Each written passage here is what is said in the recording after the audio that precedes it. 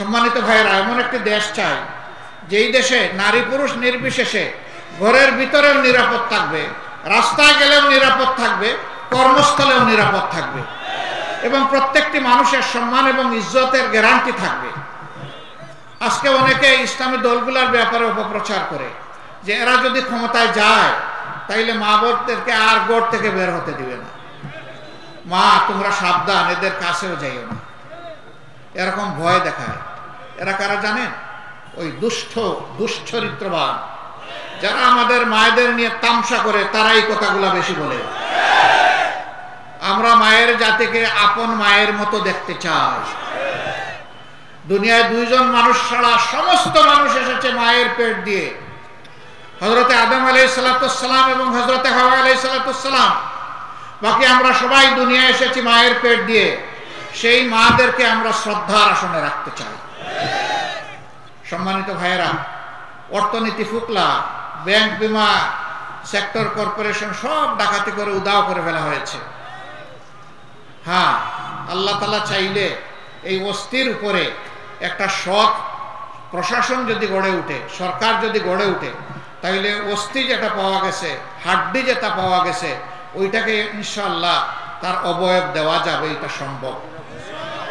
বাংলাদেশের সবচেয়ে শক্তিশালী ব্যাংক ছিল ইসলামী ব্যাংক বাংলাদেশ লিমিটেড। সৌভাগ্যক্রমে এই ব্যাংকের 6টি বছর বোর্ড অফ ডিরেক্টরসে আমার বসার সুযোগ হয়েছে। আমি ব্যাংককে দেখেছি, তখন ব্যাংকের ছিল সোনালী যুগ।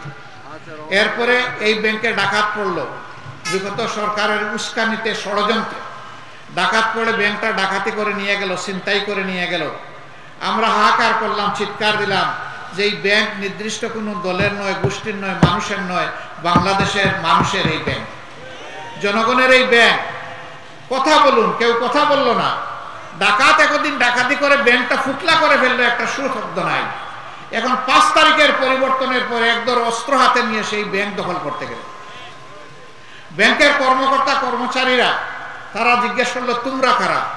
বললো যে আমরা এখন ব্যাংকের দায়িত্ব নিতে চাই, তোমাদেরকে কে পাঠিয়েছে? তখন আর কোনো জবাব দেয় না। বোঝা গেল যে এরা ডাকাতের বেশে, নতুন ডাকাত, আবার সেখানে গেছে ব্যাংক ডাকাতি করতে। তারা গুলি ছুড়লো, কয়েকজন লোক আহত হলো। শেষ পর্যন্ত ব্যাংকের সৎ এবং ব্যাংক প্রেমিক দায়িত্বশীল কর্মকর্তা কর্মচারীদের প্রতিনিধিদের মুখে তারা পালিয়ে যেতে বাধ্য হয়েছে। এখন কেউ কেউ বলেন এই ব্যাংক অমুক দল তমুক দল দখল করেছে। ব্যাংক দখল করা হয়নি, ব্যাংক তার মায়ের কুলে ফিরে আসবে ইনশাআল্লাহ।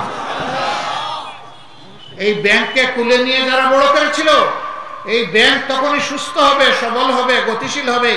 বাংলাদেশের অর্থনীতির চাকাকে এই ব্যাংক সামনের দিকে চালিয়ে নিয়ে যাবে যখন সে তার মায়ের কুলে ফিরে আসবে। আমরা তার অপেক্ষায় আছি ইনশাআল্লাহ।